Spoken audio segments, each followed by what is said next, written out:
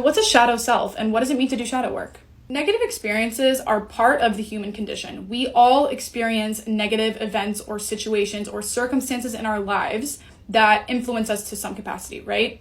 What your shadow self does is it takes those negative experiences and tries to create meaning out of them. So instead of letting that negative experience just be an isolated negative experience, your shadow self has attached itself to it and created an internalized belief about yourself or about reality based on that negative experience. For example, say you have an abandonment wound that's part of your shadow self. So you were abandoned very early on in your life by a primary caretaker or somebody who was very important to you.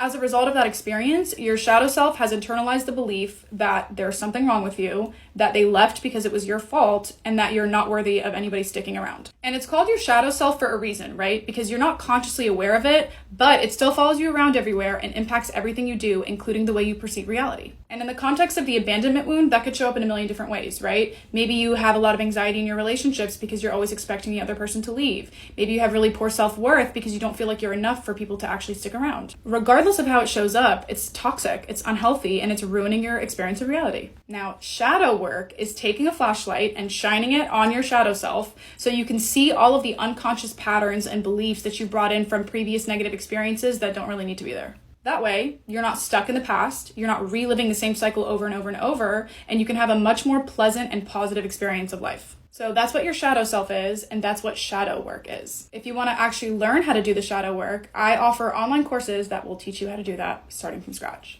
Follow me on Instagram for more.